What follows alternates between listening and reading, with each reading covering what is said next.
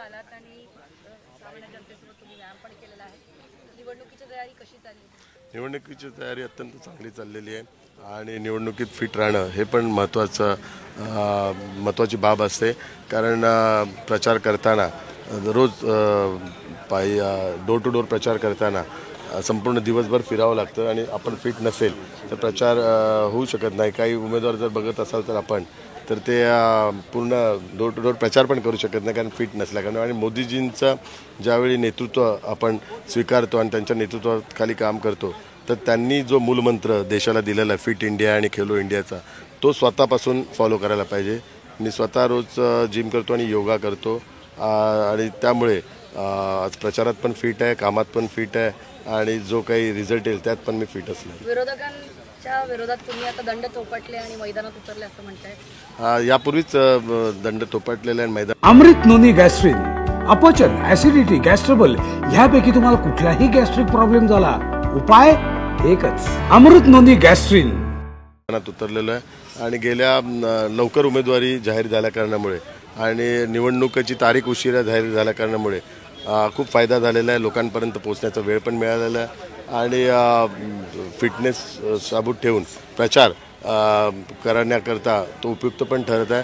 कारण यापूर्वी कमी वेळ ज्यावेळी मिळतो त्यावेळी फिटनेसकडे लक्ष पण देता येत ना, पण यावेळी जास्त वेळ मिळाल्यामुळे रोज योगा आणि जिम करूनच प्रचाराला निघाल्या कारणामुळे यावेळी एक चांगलं वातावरण संपूर्ण मतदारसंघात आहे. तर उद्धव ठाकरेंनी संजय राऊतांना सामनाला एक मुलाखत दिली आहे ज्याच्यामध्ये ते म्हणतात की हे सरकार महायुतीचं सरकार म्हणजे गजनी सरकार आहे. 2014ला वेगळं बोलले, 19ला वेगळं बोलतात, आता 24ला जे बोलतात ते सुद्धा विसरून जाते. या निवडणुकीचं एक दुर्भाग्य आहे की ह्या निवडणुकीत सामान्य नागरिकाच्या प्रश्नावर कोणीच बोलत नाही आहे. खऱ्या अर्थाने करोनाच्या काळानंतर संपूर्ण देशभरात ही पहिली निवडणूक होते आणि करोनाच्या काळामध्ये जे नागरिक आहेत ते नागरिक मेंटली स्ट्रेसमधून बाहेर आलेले आहेत. आता ते फिजिकल स्ट्रेसमधून बाहेर आलेले आहे, फायनान्शियल स्ट्रेसमधून बाहेर आलेले आहे आणि आता हे जे पॉलिटिकल वातावरण, जे खराब वातावरण चालू आहे त्या स्ट्रेसमधून पण ते बाहेर येत आहेत.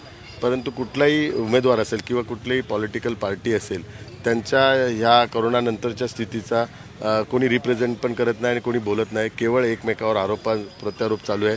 कोणी त्यांच्या करोनाच्या स्थितीत त्यांची काय हालत होती आणि करोनानंतर त्यांची काय हालत होती, ज्या नागरिकांची, जे आपले मतदार आहेत त्याच्याबद्दल कोणीच भाष्य करत नाही आणि रोज आरोप देशारोप आणि अशी अर्वाच्य भाषा वापरत आहेत.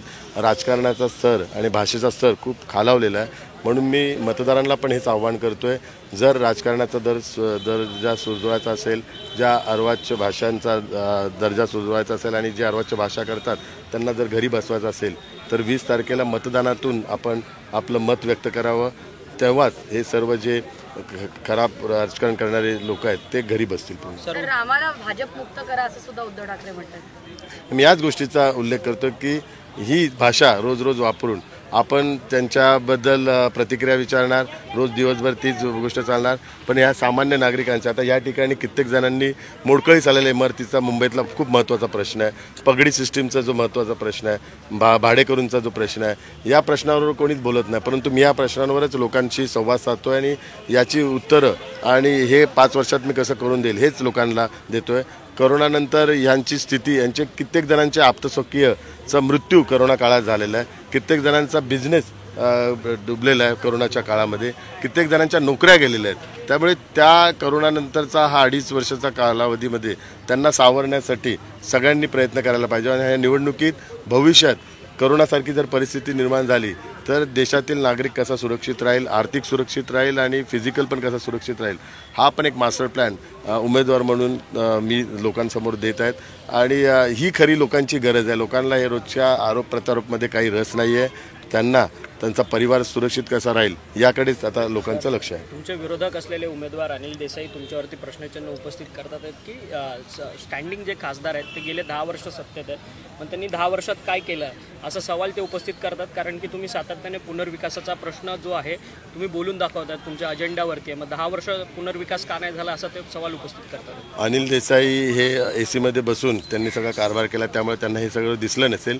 मी फील्डवर उतरून गेले 10 वर्ष काम केलेलं आहे, लोकांमध्ये मिसळून काम केलेलं आहे. BDD चालचं जे काम त्यांना दिसत नसेल तर कदाचित त्यांनी त्यांचे डोळे तपासून पाहायला पाहिजे. BDD चालला ऑलरेडी काम चालू झालेलं आहे. तिथे बिल्डिंगचं काम पण पूर्ण काही ठिकाणी होत आहे. धारावी रिडेव्हलपमेंटचं सर्वेचं काम चालू आहे. तिथे ऑलरेडी कंपनी फॉर्म झालेली आहे. SRAचे जे रखडलेले प्रोजेक्ट आहेत ते मार्गी लावण्याच्या दृष्टिकोनातून काम चालू झालेलं आहे. पंजाबी कॉलनी सायन कोळवड्याचा हा 15 वर्ष 20-25 वर्ष रखडलेला प्रकल्प आहे. तो आता माडाने करून त्याची टेंडर प्रोसेस झालेले आहेत. गावठाण कोळवड्याचा जो डेव्हलपमेंट प्लॅनचा DCR आहे तो बनवून आता रेडी आहे. याला 5-10 वर्ष लागतात. तर ज्याचा संबंधच नाही लोकांशी, लोकांच्या मातीशी, त्याला हे सगळे प्रश्न कळणार पण नाहीत.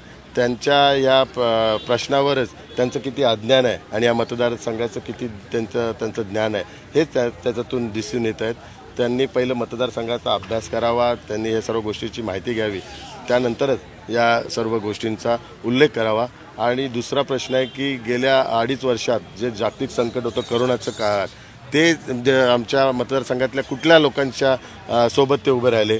मी स्वतः 2.5 वर्ष करोना काळात दक्षिण मध्य लोकसभा मतदारसंघातल्या प्रत्येक वॉर्डात फिरलेलो आहे. धारावी मॉडेल जे आहे ते मी सक्सेस केलेलं आहे.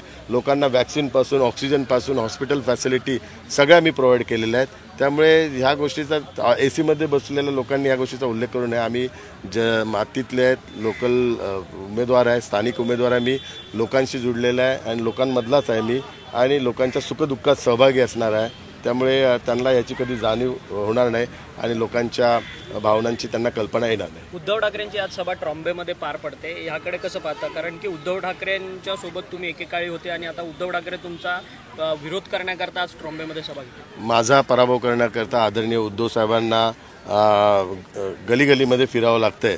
हाच माझ्या विजयाचं गणित आहे आणि त्यातच माझा विजय झालेला आहे.